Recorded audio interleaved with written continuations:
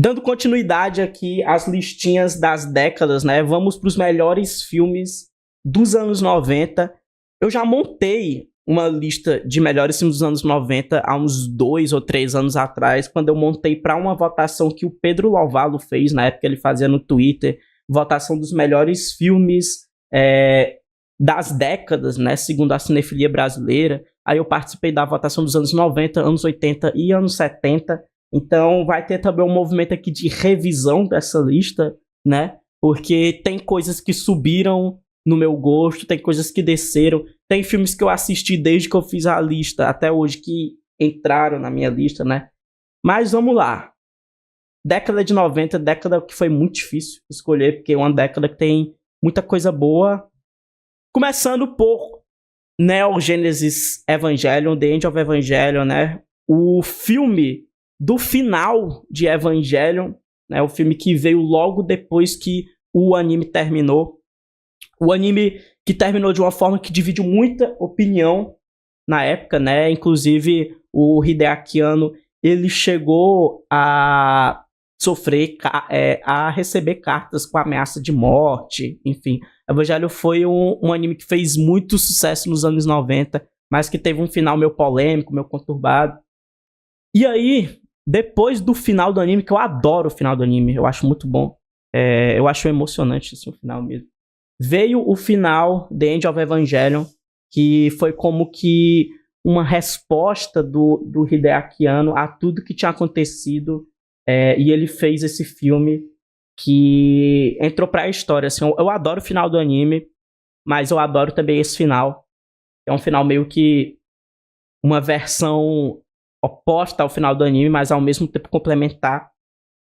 E também tem o final dos rebuilds, né? Evangelho tem tipo 3 finais, 4, sei lá. Já me perdi, mas eu vi 3, né? Eu vi o do anime, o End of Evangelion e o Rebuild. Sinceramente, eu não sei qual é o melhor final. Vocês digam aí no chat qual é o favorito de vocês.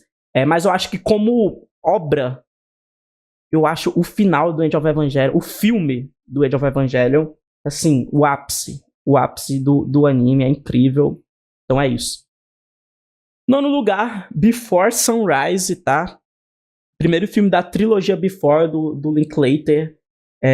O que eu gosto muito desse filme é como ele inicia, né, essa trilogia, mas ele é um filme muito contido dentro de si, do tipo que dá pra você ver somente esse filme e esquecer dos outros. Eu não recomendo isso, eu recomendo que você veja os 3 filmes, porque são 3 filmes muito bons e eles têm uma progressão ótima. Mas eu gosto dele porque ele, como filme, dentro de si, ele deixa um final que seria em aberto, né? Sem querer dar spoiler. Se bem que eu acho que a maioria das pessoas que estão vendo isso aqui já viu, né? Mas se não existe o segundo e o terceiro filme, esse filme ainda teria um impacto muito grande, o final dele, né? Até o segundo, um pouco. Porque eu gosto como o Linklater, ele trabalha dentro desse filme uma certa efemeridade, sabe? A efemeridade de tudo isso que acontece, das pessoas que se encontram e que tem um romance e depois isso acaba, mas as memórias ficam, sabe? Tem uma parte desse filme especificamente, sem spoiler, né? Que eles estão andando pela cidade, né? Esse casal. E aí eles veem uma fotografia, assim, e são imagens meio que difusas. E aí a personagem da Julie Delphi fala sobre, nossa, olha só como as pessoas vêm e passam, sabe? E o jeito como esse filme trabalha a cidade é muito interessante, né? Porque a cidade, ela é o ponto crucial para o desenvolvimento da relação entre esses dois, né? Se não fosse a viagem, se não fosse a cidade, se não fosse os espaços, essa relação ela não se desenvolveria, né? E você vê aquelas construções antigas e históricas, isso é trabalhado também no segundo. E você pensa, pô, todas essas pessoas estão passando por isso, eles vão ver esse romance de um dia, mas esse espaço vai continuar, sabe? Eu acho muito foda como ele trabalha isso. Além de que é um filme do caralho, né? De romance, um dos melhores. E mais um dos melhores filmes de romance de todos, Companheiros, quase uma história de amor, né? Que é um filme chinês e que também trabalha parecido com isso, essa coisa do romance dentro das cidades, dos espaços. Dessa vez, mostrando mais uma questão de conflito cultural, né? Entre um romance de uma pessoa que é da China continental e outra pessoa que é de Hong Kong, né? E que tem uma diferença cultural muito forte aí, né? Eu não lembro agora se é o cara, se eu não me engano, é o cara que é da China continental e a mulher que é de Hong Kong, né? E aí ele chega em Hong Kong e eles começam a desenvolver esse romance e o choque cultural ele já é posto, né? E aí o filme vai trabalhar isso e vai trabalhar um romance de uma cidade grande, a solidão dentro das cidades grandes, porque o filme ele também tem momentos em que eles vão para outras megalópolis, né? E o filme trabalha muito bem essas. Se no Before Sunrise a cidade ela de alguma forma une, né, esses personagens, em Conrad's All Most Love Story, né, as cidades elas se mostram como grandes construções que apartam as pessoas, na verdade, né? Tem um pouco disso e também é brilhante como isso é trabalhado no filme.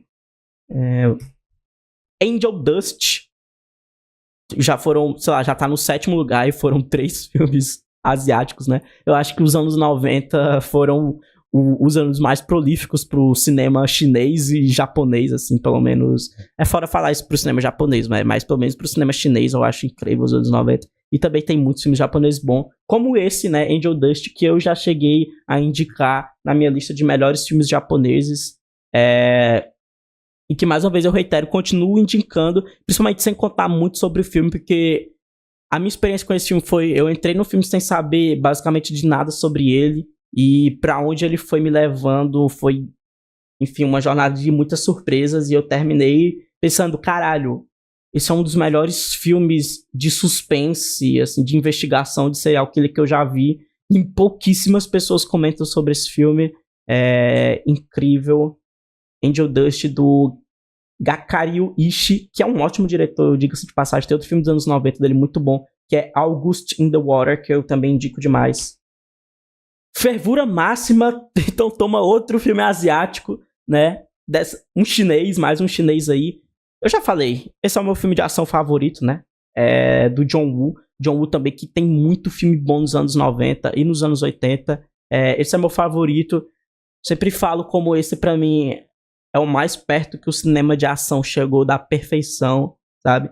Em como o John Woo, ele faz uma ópera, assim, uma grande orquestra com o melhor do que tem da ação. As melhores cenas de porradaria, cena de perseguição, cena de tiroteio, cena em ambiente aberto, cena em ambiente fechado, perseguição de moto, perseguição de tudo quanto é jeito. É tudo muito bom. É ação, sempre o filme não para e não perde o ritmo, porque é tudo muito variado. Perfeito, fervura máxima. Cara, que isso, só filme asiático. April Story, do Shun Ji-wai, que também apareceu na minha lista de melhores filmes japoneses, tá? E ele também, o Shun Ji-wai, que tem uma carreira, assim, do cinema contemporâneo, ele é um dos meus favoritos dos anos 90 pra cá. Esse é o meu filme favorito. Também uma história muito contida dentro de si, né? Assim como Before Sunrise, digamos assim. Filme que se passa em basicamente um dia só. Você começa vendo essa menina que ela se muda, né? Pra uma faculdade para estudar. E aí você vai ver como que ela vai se desenvolver nesse coming of age, num romance também. Filme de 1h10. Não espere muita coisa sobre ele, né? Não espere muita coisa dele. Apesar de ele estar na minha lista de melhores anos 90, ele é um filme muito simples, muito contido, muito pequeno, que não quer ser grandes coisas, mas é isso que torna ele grandioso também. É por isso que eu amo ele, April Story. Instinto Selvagem, aqui já é top 4, né? Instinto Selvagem, do Paul Verhoeven. Esse é o meu favorito do Paul Verhoeven, provavelmente. A releitura dele sobre Vértigo, né? Sinceramente, é uma das melhores releituras de Vértigo do cinema, sabe? Esse filme tem muita... Ele tem muita personalidade, ele tem muito tesão dentro de si, né? Essa cena, que é a cena principal do filme, ela é inacreditável, porque sendo um filme que é muito baseado em Vértigo, né? Principal tema desse filme é o olhar, né? É o male gaze, também sobre isso. E por que esse filme é tão gigantesco? porque a presença de tela que a Sharon Stone, é a Sharon Stone, né? Vou só confirmar aqui, mas é a Sharon Stone. A presença de tela que a Sharon Stone tem nesse filme, exatamente, é algo que poucas vezes eu vi no cinema, sabe? O Paul Verhoeven, ele consegue colocar na mise-en-scène, né, além da própria Sharon Stone, o magnetismo do olhar que essa figura ela causa, né? E essa cena ela resume isso, né? É basicamente a Sharon Stone desarmando completamente os investigadores, todos os homens ao redor dela, apenas com a sua presença, né? Apenas com a sua postura, a sua presença, né? A sua beleza. E o Paul Verhoeven, ele filma isso de forma inacreditável. É uma das maiores atuações, assim, em questão de presença que eu já vi no cinema, assim, de ela entrar em cena e você ficar tipo assim, caralho, entrou uma figura que desestabilizou o ambiente, sabe? É basicamente a Sharon Stone nesse filme. Top 3, De Olhos Bem Fechados, né? Do Stanley Kubrick, também aí, depois de 2001, Odisseia no Espaço. É esse, o do Kubrick, né? Também um filme que trabalha muito com essa coisa do olhar e da presença, né? E aí, pelo amor de Deus, o Tom Cruise e a Nicole Kidman nesse filme, eu não preciso nem comentar, né? Já foi exaustivamente comentado a força da figura deles nesse filme e principalmente do diálogo entre eles. E aí o diálogo mesmo, assim, o texto desse filme é incrível, assim. E aí o texto aliado à atuação desses dois, né? Porque os dois entregam, assim, duas das melhores performances da carreira deles, né? E a direção do Kubrick também, né? Fenomenal. Mas as cenas de DR, principalmente, né? De discussão, de relacionamento entre esses dois, pra mim, são os pontos altos desse filme. O quanto você vê ali naquele texto e naquela relação entre aqueles personagens, né? Desejo, tesão, culpa, ódio, amor, cara, tudo misturado. Filme denso, sabe? Filme denso, assim, você vê quanto eles estão entregando, quantas histórias não tem por detrás daquela relação. É incrível, sabe? De olhos bem fechados. E aí quando o Kubrick também vai pra noite junto com Tom Cruise acompanhar tudo aquilo, ó, surreal, filmaço. Segundo lugar, alguns dias da minha vida, esse seria o primeiro. Foi muito difícil de escolher a ordem do top 3, pra falar a verdade. Foi muito difícil escolher o top 1. Em segundo lugar, hoje, é The Last Days of Disco. Tá? É uma comédia do Whit Stillman. Uma comédia, um romance, um drama, um coming of age, um musical, sabe? Esse filme é maravilhoso. Ele vai trabalhar basicamente o fim de uma era, o fim de uma época. É isso que o zeitgeist do filme, né? E o nome já mostra, né? Os últimos dias de disco. O filme se passa na decadência do disco, né? Do disco mesmo. O estilo sonoro, né? O estilo musical, né? As festas de disco, que foram muito famosas nos Estados Unidos. E aí o filme vai trabalhar a decadência disso. E ele vai acompanhar um grupo de jovens, né? Um grupo de jovens que estão entrando no mercado de trabalho, né? Estão ali no meio da vida adulta. Mais ou menos entre 25 e 30 anos. E aí o filme vai trabalhar todo esse sentimento, né? De você tá saindo da juventude e entrando na fase adulta, assim mesmo, né? De trabalho. Isso conciliado com o fim dessa era, que é o fim da disco, né? Então é incrível como o Whit Stillman ele comenta sobre essas duas coisas ao mesmo tempo. E esse filme faz parte de um tipo de filme que eu adoro, que é o filme de balada, o filme de noite, sabe? É o filme em que você vê pessoas indo se divertir e tendo seus dramas e seus conflitos. Eu adoro filme assim. E esse é meu favorito desse tipo, provavelmente. Muito bom. Trilha sonora maravilhosa, basicamente só de músicas de disco, né? Incrível esse filme, adoro. E em primeiro lugar, Strange Days, né?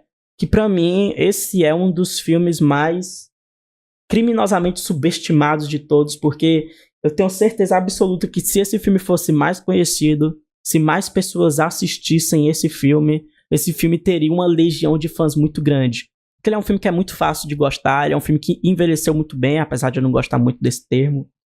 Mas ele é uma ficção científica que se passa na virada do milênio, dos anos 90 para os anos 2000, e que vai acompanhar... Qual que é o contexto do filme? Qual que é a parte da ficção científica? Existe um óculos, né, que as pessoas colocam. Ele é como se fosse um óculos de realidade virtual, mas o que é que acontece, na verdade? As pessoas pegam esse óculos e elas gravam memórias, elas gravam os momentos da sua vida, né? E aí depois elas vendem isso para que outras pessoas peguem esses óculos, coloquem ali e elas vivam por você a memória que você gravou, né? E aí isso cria vários mercados. Isso, por exemplo, cria um mercado pornográfico. Então, as pessoas gravam cenas de sexo e aí você compra, muitos tarados compram e vivem essa experiência de sexo, essa experiência sensorial. Só que no meio desse filme é descoberto uma espécie de filme snuff. Existe um mercado de filme snuff aí, né? Então, as pessoas colocam esse óculos, matam outras pessoas e vendem pra quem quer sentir essa emoção de estar matando outras pessoas, né? Só que aí, irmão, muitas tretas acontecem. Na virada do milênio, tem um filme snuff lá que é descoberto, que aí vai gerar uma tensão racial muito forte, porque é um filme de violência policial contra um ativista negro, tá? E aí vai ter eleição. E aí, meu irmão, o filme todo se passa basicamente em um dia também, que é na virada do ano, e você vai acompanhar uma guerra sociopolítica que vem a partir disso. É incrível esse filme, eu não tenho mais muito a falar, porque eu também não quero spoiler. Filmaço, Strange Days, da Catherine Bigelow, tá? Grande diretora, subestimada diretora até. Subestimada não, né? Ela foi a primeira diretora mulher a ganhar um Oscar. Então, mas as pessoas deviam ver mais filmes da Catherine Bigelow. E esse é meu favorito. Então essa é a minha lista, e agora eu quero mostrar pra vocês como era a minha antiga lista. A minha lista que eu fiz 2 anos atrás. Que era essa, tá? Essa era a minha antiga lista, que eu fiz exatamente 4 anos atrás, não foi 2 anos atrás, caralho, o tempo passa muito rápido. Foi 4 anos atrás que eu fiz essa lista. Eu tinha colocado um curta em primeiro, eu não considerei curta agora, né? Mas os 2 primeiros eu mantive, né? Eu mantive a mesma posição. Strange Days e Instinto... Eu esqueci de Pontes de Madison. Pontes de Madison entra no meu top 10, tá? Pontes de Madison entra no meu top 10, tá? Top 11. Ele entraria provavelmente, sei lá, no top 8. Eu sou esquecido, foi mal. Isso é pra vocês verem como vocês não podem confiar completamente, né, nessas minhas listas, né? Porque às vezes eu esqueço coisas. Mas Pontes de Madison definitivamente não saiu da minha lista, tá? Agora, os que saíram mesmo. As Pessoas Atrás das Paredes saiu da minha lista, apesar de eu achar um filme maravilhoso. Entraria no meu top 20, tá? Entraria no top 20. Aí tem aqui, né, Gosto de Cereja, Bad Lieutenant, do Abel Ferrara. Abel Ferrara que teve um anos 90 excelente, né? Aqui no meu top 20. E quando eu mandei a minha lista, eu mandei 20 filmes, né? Você tinha que mandar 20 filmes pra votação. Eu coloquei 2 filmes do Abel Ferrara, né? New Rose Hotel e Bad Lieutenant. Green Snake, maravilhoso. Sonatine, né? Eric Homer também, A Summer's Tale, né? Eu não coloquei na minha lista aqui Conto de Inverno, mas Conto de Inverno, ó, hoje em dia estaria no meu top 20, provavelmente também. La Belle Noiseuse, Momento de Inocência, The Hole, cara, outro diretor muito bom dos anos 90, né? Simon Liang, Close Up, não, o Abbas Kiarostami também, nem preciso falar, né? É um filme do Abel Ferrara que eu adoro. Eu acho que hoje em dia, o meu filme favorito do Abel Ferrara nos anos 90 seria esse, tá? The Blackout, adoro esse filme. Aí tem aqui, né, Carlitos Way, Perfect Blue. Vocês viram aqui, né, que o Conrads Almost Love Story foi lá pra cima. Olha só, The Last Days of Disco, quando eu fiz minha lista, ficou em 35º. Hoje ele tá no meu top 3, né, pra vocês verem aí. Safe, Build Travel, Crash, enfim, essa foi minha lista. Olha, no meu top 50 entrando também, né, Terminator 2 e As Patricinhas de Beverly Hills entrando no meu top 50. Esse filme aqui, hoje em dia, também estaria lá nas cabeças pra mim, tá? Top 20. Retrato de uma... Esse nome gigantesco aqui da Chantal Akerman.